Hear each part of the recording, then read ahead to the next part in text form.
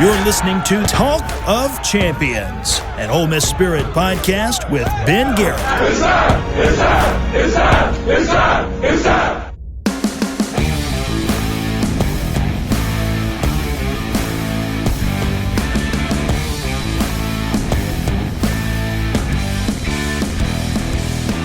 Hello again, friends, and welcome inside the Riverland Roofing Studios, the little house up top, Riverland Roofing. For all your roofing needs, it's riverlandroofing.com, 662-644-4297. Contact them today. Few, if any, are doing more for Ole Miss in the NIL space, the name, image, and likeness space. Thank you for joining me today. I'm Ben Garrett on Talk of Champions, another edition of Talk of Champions. I write and cover and talk about your Ole Miss Rebels all day, every day at the Ole Miss Spirit. omspirit.com, an affiliate of On 3. We've got a lot to cover today. It's signing day, the first of two signing days, and Ole Miss did work on signing day. Also, the college football playoff rankings release was on Tuesday. Ole Miss was all but assured Tuesday night that it's going to be left out of the 12-team field following championship weekend coming up this weekend. And Ole Miss has no one to really blame but themselves, and we'll get into all of it. They spent, again, this Wednesday signing the best high school recruiting class in Lane Kiffin's 5 seasons at Ole Miss, and that's a good thing because wide receiver is now depleted, officially depleted. Juice Wells has accepted an invite to the East-West Shrine game, all but guaranteeing that he has been one and done, will be one and done at Ole Miss after transferring in from South Carolina. The only known commodity left in that room is Caden Lee, but Ole Miss signed on Wednesday 5-star in-state wide receiver Caleb Cunningham, the number 1 prospect in Mississippi, the number 3 wide receiver. Winston Watkins committed and signed with Ole Miss on Wednesday, another 4-star wide receiver. And Ole Miss is going to go portal hunting too, already after a number of different players, including Micah Hudson, the Texas Tech transfer wide receiver, a former 5-star prospect. They're going after Jonte Cook, former 4 or 5-star that transferred from Texas, and other options are going to emerge as well throughout the portal. So it's a busy time. Yes, Ole Miss in the college football playoff. That dream looks like, and maybe some craziness happens. Maybe all hell breaks loose and Ole Miss finds a way to sneak in. But if the committee has it its way, then Ole Miss is going to be left out. Ole Miss doesn't have a non-competitive loss. That's where we really need to start here, because I want to talk about recruiting. I want to talk about basketball and how Chris Beard has got the boys playing some high-level basketball and could this year with this roster match the greatest achievement in Ole Miss basketball history, which is one and only Sweet 16 appearance. And I think he could do even better than that with this team. So much to cover, but let's start again with the college football playoff rankings. I said it at the top, and I mean it. Ole Miss has no one to blame but themselves here. But first, we have to acknowledge that Ole Miss in its resume is better than Alabama and South Carolina. There's been a lot of discourse out there on the internet in regards to South Carolina getting a late push and being the flavor of the week, and Alabama where it was ranked considering its losses. And I went through all the resumes, and if you look at them objectively, blind resumes, Ole Miss does have the best resume. I disagree with a few other national guys out there that I've seen that have said that Alabama's got a better resume than Ole Miss. Alabama and South Carolina have non-competitive losses, first of all. Ole Miss beat USC by 24 at their place in UGA by 18. Alabama, Ole Miss, and South Carolina, first of all, have 7 wins against top 25 teams. This really shouldn't even be a discussion because the ACC shouldn't get an automatic qualifier. Now, SMU, if they beat Clemson, are going to be that automatic qualifier, and they have a good resume. But even 3-loss SEC teams like Ole Miss, South Carolina, and Alabama have a better objective resume than even SMU. The ACC has 0 wins, where the SEC, those 3 teams I just mentioned, Alabama, Ole Miss, and South Carolina, 7 wins against top 25 teams. The ACC as a conference has none. Clemson never had a case for inclusion these last few weeks. They climbed 5 spots last week and before their loss to South Carolina after beating the Citadel. And despite blowout losses at home to Louisville and a neutral site loss to Oregon where they were beat up, their best wins are still Pitt and Virginia Tech. And yet, if they win the SEC championship game over SMU, they're in. It's a ridiculous process. But you knew this was a ridiculous process. As an Ole Miss fan, you were well aware that Ole Miss could leave no doubt. And the fact that they were, I would say, 4 plays away from being 12-0 makes it that much harder. But At the end of the day, it's the Kentucky loss. It's the albatross hanging over the neck of Ole Miss in its postseason resume. Yes, those fourth down conversions against Kentucky, or those first fourth down conversions for Kentucky and LSU, if you could just gotten one of them, Ole Miss is safely and probably hosting number 5 or 6 in the country. Drop touchdowns against Florida by Juice Wells and Jordan Watkins. And Wells, like I mentioned at the top, he's gone after accepting an invite to the East-West Shrine Bowl on Wednesday. Now, I think we can safely say Juice was a disappointment at Ole Miss. He'll be most remembered, I think, for his drops, including 2 in each of the last 2 games of the regular season, one at Florida that would have at least tied the game. And yet, he's gone, and the wide receiver room pretty depleted. His fumble through the back of the end zone against South Carolina, his former team, sticks out to me too, because through that whole discourse about South Carolina and how well they were playing at the end of the year, if that touchdown counts, it's even worse of a loss for South Carolina at home to Ole Miss. It was an absolute beatdown. And Lenoris Sellers, yes, he was hurt, but he played. And they couldn't score a touchdown. They couldn't get down there. And I love what Lane Kiffin said earlier this week. If they were still playing, I'm not sure South Carolina would have ever scored a touchdown the way that Ole Miss was dominating. So at least the Gamecocks were ranked in those college football playoff rankings behind Ole Miss and isn't making it in either. Head-to-head still matters at least a little bit, because if South Carolina would have jumped Ole Miss, what are we doing here? Head-to-head games have to matter. Clemson is their best win of the year, and South Carolina lost to both Ole Miss and Alabama. They're out. But that Kentucky loss, that's what it is. That's what's hanging across Ole Miss's neck as the albatross for its postseason resume. That one loss, in my opinion, has been everything that has kept Ole Miss out. Oklahoma can go beat up on Alabama because Alabama is Alabama, and you're leaving it to stuffy old men in suits, corporate suits. Of course, Alabama is going to get the benefit of the doubt over Ole Miss. Equal 9-3 teams. You knew that going in. If I told you at the end of the year, all right, just answer this as honest as you can. Alabama and Ole Miss will both be 9-3, and it'll be down to one of those two to make the playoff. Who do you think's getting in? Every single one of you would go, oh, Alabama because, and you know what the because is of. The because is of what has been long-held biases in college football. Alabama has been the standard bearer for many, many years. Well, of course, Nick Saban isn't there anymore, but those things don't just die off with one Kalen DeBoer disappointing season. They're always going to get the benefit of the doubt, especially in a binary choice with Ole Miss. That one loss, that Kentucky loss, is the reason why Ole Miss isn't in, because they have the best win of any of the playoff contenders with that 18-point dominant win over Georgia.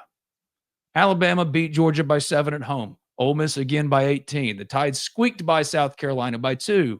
Still, they should be ranked ahead of South Carolina. I'm saying Alabama shouldn't be ahead of Ole Miss. Ole Miss won by 24 on the road and should have again been 30 or more if Juice doesn't fumble the ball away. And now Juice will leave unceremoniously, and Caden leaves the lone constant sure thing in that wide receiver room, but opportunity abounds. And I think what this really means, Juice's departure, is not that Ole Miss was going to recruit to potentially replace him anyway.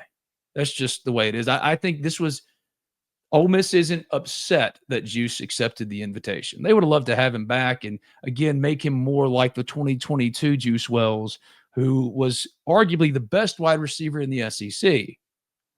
Unfortunately, he was more this year like he was in 2023 when he suffered an injury and never recovered from it. And he was not the same. He wasn't the same explosive player this year, though he still went over 500 yards, did some good things. But Ole Miss wants to reinvent that room in many ways. If Berrien Brown from Kentucky gets in, Ole Miss will be all over him. Already mentioned the Texas Tech wide receiver Michael Hudson, Jonte Cook. There are a number of options for Ole Miss. I'm not worried about wide receiver. If anything, it has clarified what I thought from the beginning.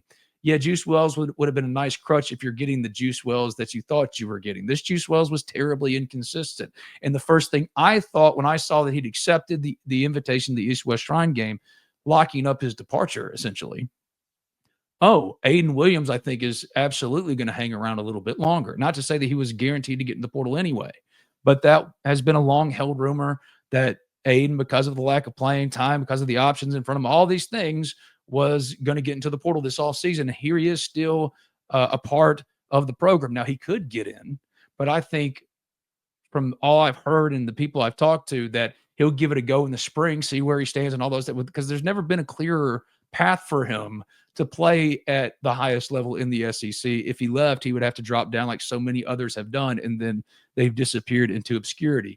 I mentioned Berrien Brown, for example, a former 4-star, just like Aiden Williams. I don't know where Berrien is. I hope he's balling out. But if the pathway is one guy, Caden Lee, and anybody else, it's up for grabs.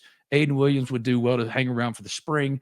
And I think that's what Ole Miss is talking about with him specifically, competing, making this the breakout year. And you would love to see Aiden Williams get a real opportunity, real run out there, especially considering he's wearing the Ole Miss wide receiver number 1, Laquan Ward. A.J. Brown wore, Jonathan Mingo, when they put that on him as a true freshman, they knew exactly what they were doing. So don't let anybody twist it one way or another. Aiden Williams can play football, and now he's got a real clear path. And I'm curious if maybe Juice Wells' high NIL number and all that stuff continued to keep him on the field, even when we were told with the lack of usage for Ulysses Bentley, it was purely a football reason. And yet he was better than all the running backs and didn't play. Juice was not performing, and there were no repercussions, no Aiden Williams. Is that more Aiden Williams isn't good enough? I don't think so. Or Juice was just, his number was so high. I think it was a business decision more than anything else, to the detriment of Ole Miss that's going to be left out of the college football playoff. But that's the first thing I thought when I saw that news. But back to the Ole Miss and Alabama breakdown. I love how On 3's Ari Wasserman put it. Alabama and Ole Miss are basically indistinguishable on paper. The committee threw Miami in the middle like a cupboard partition to make sure there was no confusion about who was going to get in if SMU beats Clemson. It's going to be Alabama. They protected themselves. They, in their eyes, or at least I can see the rationale, chose the least hard path. Put Alabama in and keep Ole Miss as the first or second team out. Miami, because you want ACC and a diverse field, not the best teams. It needs to be about the best teams. We all agree with that. But when you leave it to biases and old stuffy men in suits in boardrooms, this is what happens. So I wasn't surprised, and you shouldn't have been surprised either, but you should be disappointed because it is the Kentucky loss, but also Ole Miss's season this year, great as it was historically, what it's meant comparatively to past Ole Miss seasons, 9 wins. Ole Miss fans are always going to be thrilled for 9 wins. But by the same token, they can be disappointed in this group specifically because of losses like Kentucky, which cannot be explained away, compounded by inexplicable coaching decisions like the Bentley one, or Ole Miss finishing second in game control, but still finishing with 3 losses. That's despite the best Ole Miss defense in the modern era. It was Lane Kiffin's offense. It was a disjointed mess more often than it wasn't. And Ole Miss scored 450 points this season, held opponents to 166. There's no reason why Ole Miss shouldn't be undefeated, let alone have 3 losses. But I do want to touch on one thing in regards to Ole Miss's resume and why I still think there is a chance. Committee spokesperson Ward Manuel said there's no data point. He said this Tuesday night after they announced the rankings and Ole Miss is 13. There is no data point that can move the teams not playing this weekend. So that means if Georgia beats up on Texas, which very well could happen, all of us are unconvinced that Texas is as good as they've been treated, Ole Miss would have an 18-point win over the eventual SEC champ. By far the best of all the playoff contenders and made even more strong. How is that not a data point? How is that not a data point? Because Ole Miss is in Alabama. Ole Miss or Georgia isn't the number 13 team, and Ole Miss is playing Texas. And if they won, then of course Georgia's getting in. No, the point is Ole Miss was never going to win a 9-3 argument with Alabama and a worse strength of schedule. Period. But mostly because it's Alabama. The 3-touchdown loss at Oklahoma for Alabama should have been a nail in their coffin. But corporate suits are always going to defer to Alabama in a binary choice. They're only thinking about the bottom line. And Alabama, let's be honest, is best for business. Protecting homes and businesses from the whims of nature, you need more than just quality materials. You require Riverland Roofing. Licensed, insured, and certified, Riverland Roofing offers not only the assurance of excellence, but a tailored approach to your unique structural needs and budget. To learn more about what Riverland Roofing can do for you and the community, call them at 662-644-4297 or visit riverlandroofing.com. This is Cali. With C Spire's blazing fast nationwide 5G network, she's got her fans in the palm of her hands. Live streaming her Mississippi Blues from her phone wherever she is. To out there wherever they are. Right now, get the latest 5G phone on us. Only at C Spire, customer inspired. So just bring on the computers already. I mean, Ole Miss was number 8, I'm pretty sure, in the latest ESPN FBI rankings. A 5-spot difference between what the computers and biased old men got to say. Bizarre. It just shows you that rank the best teams, forget the conferences, forget the championship games. It's all nonsense. Rank the best teams according to computer strength of schedule, all the things that we thought mattered head to head. It's a little combination of the BCS model and this new ridiculous model, which can you imagine if the NFL postseason was decided this way? Or any postseason. College football is the best sport on earth. And yet the absurdity of a selection process for its postseason has and will always continue to be bizarre, defying logic. The playoff is the right move. The playoff is not the problem. The problem is the selection of teams. And it's not just because Ole Miss is going to get left out. It's because it should just be based on a set of criteria. Rigid structure that you can plug in as data points in a computer, not data points in the mind of stupid idiots like me. Actual data points that can be taken into account on a spreadsheet, for God's sake. Strength of schedule, head to head. It's just like basketball. College basketball, unlike college football, if you lose a close game to a good team, you're actually rewarded for it. As long as you continue to win games you're supposed to and your resume falls, like you don't get held. It doesn't get held against you that you lost to Purdue by 2 in the Rady's Children Invitational. That's what happened with Ole Miss. No, that's still, yes, it's a quad 1 loss, but it's a really good loss on a neutral site. And if Ole Miss, they're valuing, in my opinion, a loss to Kentucky way more than the Georgia win, which is only because it's Ole Miss. Basketball, losses like that don't cripple you, don't hurt you. And apparently in college football, it's only about the amount of losses you have. Because if Alabama had only 2 losses, there's no doubt. If Ole Miss only had 2 losses, it just doesn't make any sense. Actually consider the games that are being played. The absurdity of the selection process skews everything for college football. But if you're an Ole Miss fan and you're frustrated today, I'm not with you on that one. My response was a collective, it's about right. It's kind of what I figured would happen. And if you're being honest with yourself, that's exactly what you thought was going to happen too. I'm just glad to see that South Carolina didn't jump Ole Miss because they didn't deserve to. So South Carolina, welcome to the party of always trying to get validation that these old stuffy idiots aren't going to give you. I do agree that South Carolina is one of the best teams in college football playing at the end of the year. I don't know why Miami's in. I don't know why Clemson's considered a lock, or why Clemson would be a lock with the automatic bid in the ACC. So much about this is bizarre.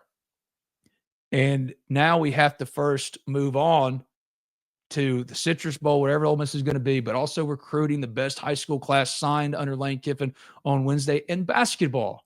Basketball deserves your support. They jumped from net number 55 to net number 27 with their blowout win over Louisville. Not a great start for Chris Beard and company to the season, playing Grambling and South Alabama close. But since the Rebels have a 15-point win over Colorado State, an 11-point neutral site win over BYU, and now the 23-point beatdown at, granted, shorthanded Louisville. But no team from 55 to 27 moving in the net for Ole Miss, no team in the top 75 had a larger or more significant climb. They have now they're now 1-1 in quad 1 opportunities, 1-0 in quad 2s, in quad 3s, and 4-0 in quad 5s.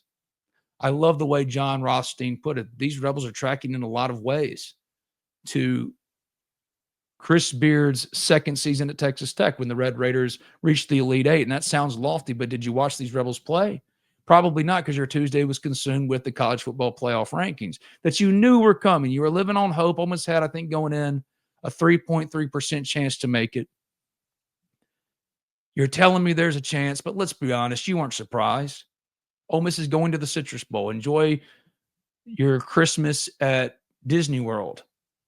Doesn't sound so bad. In 2009, that's all any of us ever wanted. But Ole Miss had to settle for the Cotton Bowl after a disappointing loss in the Egg Bowl. This disappointment is a lot different.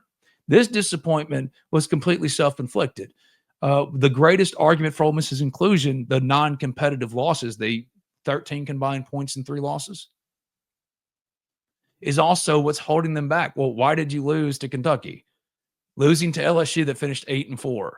The Florida loss was I don't care what anybody says. Here's my hottest take. That game was a great football game. Florida is ascending.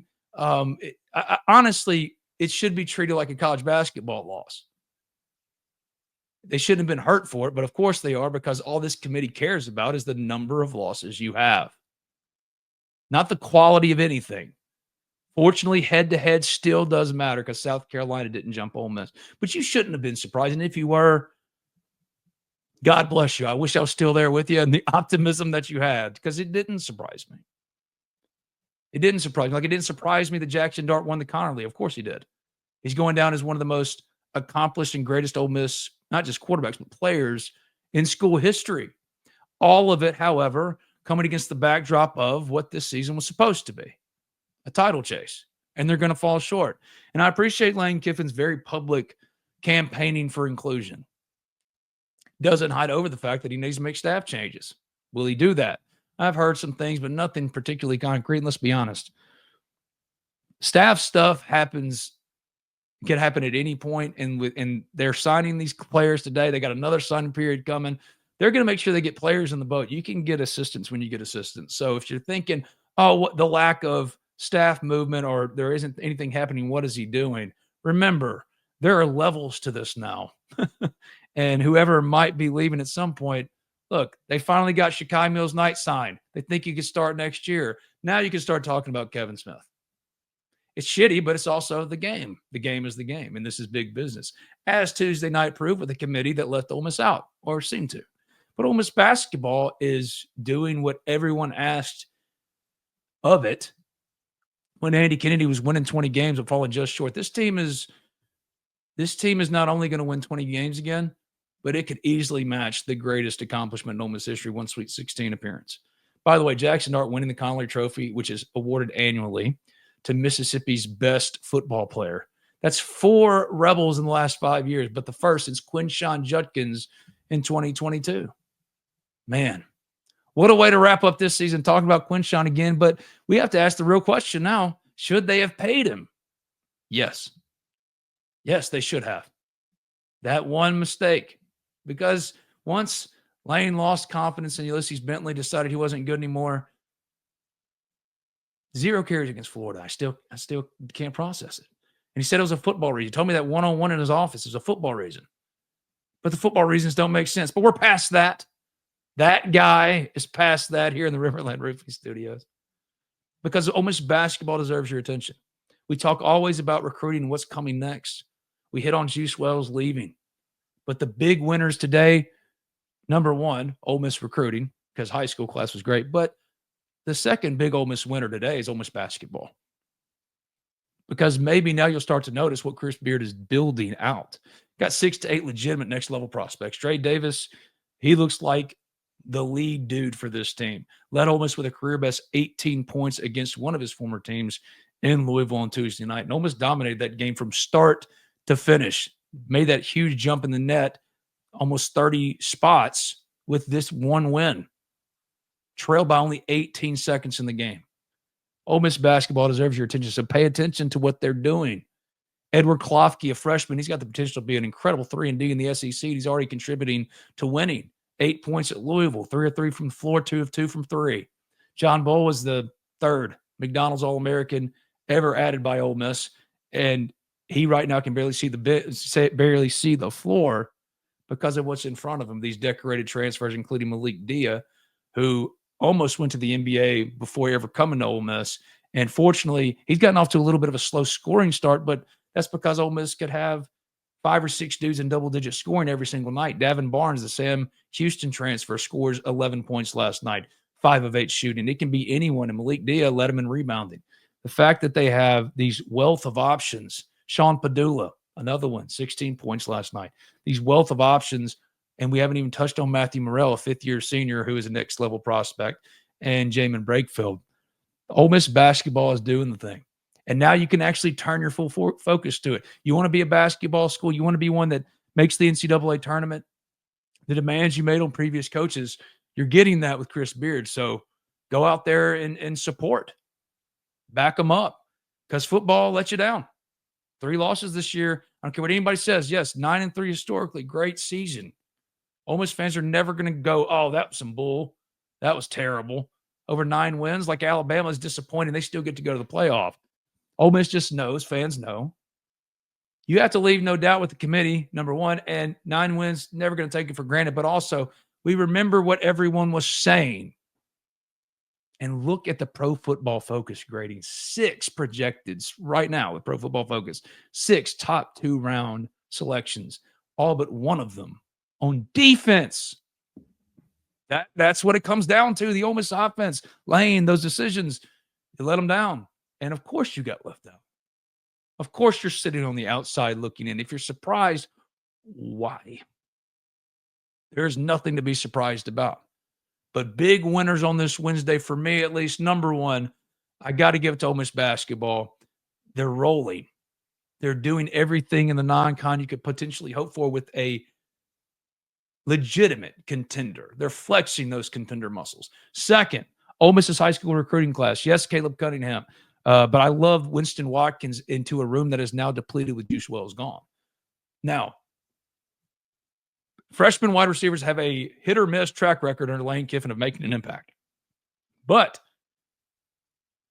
when you lose guys like Juice Wells to replace them with the number 1 prospect in Mississippi, then another 4-star speedster that you love, to pair with Caden Lee, knowing what they're going to do in the portal, yeah, I'd be pretty fired up if I was an Ole Miss fan. And then the third big winner for me, Jackson Dart, because he won the Connerly Award. He won the Connerly Trophy to cap his career. He's not going to get to compete for a title like everyone thought he would this year in the Last Dance stuff, but he needs to be considered a winner. I was looking, though, at I wanted to potentially say that I was potentially going to rank as a winner Ole Miss's portal pursuits, but that doesn't make any sense, because here's some names who I'm hearing so far that Ole Miss is going to be actively recruiting or in the game with. If Berrien Brown gets in from Kentucky, put him right up there at the top. Jaheim Otis, we've already talked about, the defensive tackle transfer from Alabama. Kentucky defensive lineman Keyshawn Silver is going to be expensive. He's a former North Carolina transfer, but he could be a Walter Nolan replacement as early as next year. And they would love to add him potentially. Of course, ULM star, true freshman running back. There he is, the running back, Ahmad Hardy. Ole Miss is going to be involved with him. He rushed for over 1,351 yards. Here's the thing, though. Ole Miss loves Shakai Mills Knight. And they flipped the Clardy. Did they flip the – I don't want to get ahead of myself, but the Texas running back, the 4-star running back, they liked him too. But Shakai Mills Knight is going to get some real run here. But they're going to be in on transfer running backs. They have no choice. I mean, look at Rashad Amos is also already in the portal. Not that he even played, but misevaluations at that spot particularly really let Ole Miss down and kept Ole Miss from making the college football playoff. Ulysses Bentley not getting his usage will never make sense. C.J. Hurd, star freshman safety from FAU, is a name to watch. And I had some other ones, but I can't find them on my phone. So there's some names to tease you with. To leave you on this Wednesday, this quick setup. I'm sorry, if it felt like I was rushing or talking like a million miles a minute, it's because I was. I am running behind on this Wednesday. I meant to do this morning. Signing day came, and other things came about. And also, I got to get to Memphis, because if you're not going to come see A Christmas Carol at Theater Memphis, you're going to miss out on your friendly neighborhood idiot getting up on a stage as not just Fezziwig, not just a charity collector, but topper in the party. And it's been exhausting. An hour 14 one way, an hour 14 back every single day for 2 months. It has worn me out. My oldest daughter, Gracie, where is she? There she is. I'm at this. There she is, right there, my baby. My oldest, she's playing Martha Cratchit. She's caught that theater itch. Come support her. Come support my brother, my twin brother who's playing Scrooge. We'll be there at Theater Memphis all Christmas season. I have to get out of here as quickly as possible. I've got to do another interview with potentially documentary crew coming to my house in like 5 minutes, supposedly. So I had to get this in as quickly as possible. 30 minutes. I said, I got 30 minutes, and look at me. It's 29:05 as I'm finishing up. That's pretty good. Thank you for hanging in. Sorry if it was so disjointed, but hopefully you got the gist of it. There's nothing to be surprised about. Of course, Ole Miss got left out. I'm just glad to see that they didn't get the old Ole Miss treatment that I thought was coming in South Carolina jumping them. Because head-to-head has to matter. The games you play in the regular season have to matter. Unfortunately, the loss to Kentucky was weighted more than the win over Georgia, which was the best win of all the playoff contenders, including Alabama. Our thanks to Riverland Roofing, riverlandroofing.com. For all your roofing needs, it's Riverland Roofing. Few, if any, are doing more than Riverland Roofing in the Ole Miss NIL name, image, and likeness space. So help them out, support them. They've certainly been supporting you by helping bring players to Ole Miss, including, Prince Will Uman-Mielen, brother of Princely Uman-Mielen. He's a edge from Nebraska, has gotten into the portal. Austin Simmons tweeted about him, but that's not why I say it. It's because he was one I was hearing. If he got in, watch out. Could be a potential step-in replacement for his brother opposite Santarin Perkins, who is being back-channeled by every school you can imagine, specifically Auburn, with huge NIL numbers. But Ole Miss will not let that kid walk. Well, of course, he has agents, so he could leave if he wanted to. But if it's up to just money, that kid ain't going anywhere. Ole Miss will pony up. So I know that's going to be a question. Harold Perkins, if he gets in from LSU, he's a name to watch. Ole Miss would move him back to edge. I know that. Got to give Pete Golding a lot of credit, man, because like LSU did to Harold Perkins what a lot of us wanted to do to Santarin. Move him to linebacker because he's too skinny to play edge. He's 210. But college football isn't the same demanding physical sport as far as a 210 edge can get by if he's as good as Santarin. The speed, the quickness, the moves, the power for his size. Of course, if he was 240, that would be ideal. But look what happens when you move a true star edge to a position like linebacker and he doesn't take. Harold Perkins happens. Harold Perkins was the best player, one of the very best, most talented players in college football just a couple of years ago. But LSU put him at linebacker, and it slowed him down because he doesn't have that lateral quickness that he necessarily needs for linebacker. So Ole Miss would be all over Harold Perkins, but Prince Will Uman-Mielen, that's another one to watch. Those are some names to leave you with. I'll be back later this week when life isn't so incredibly busy for me. I love doing this show more than I love doing anything else work-wise. So if you have any questions or you want to talk to me more, hit me up at the Ole Miss Spirit, OleMissSpirit.com and affiliate on 3. And when I come back later this week, I'll have slowed down. We can have a more well-rounded conversation. There was just a lot to cover today in a very short amount of time to do it, but we got it in. Thank you for joining me. I'm Ben Garrett at Spirit Ben on Twitter. $1 right now at the Ole Miss Spirit. $1.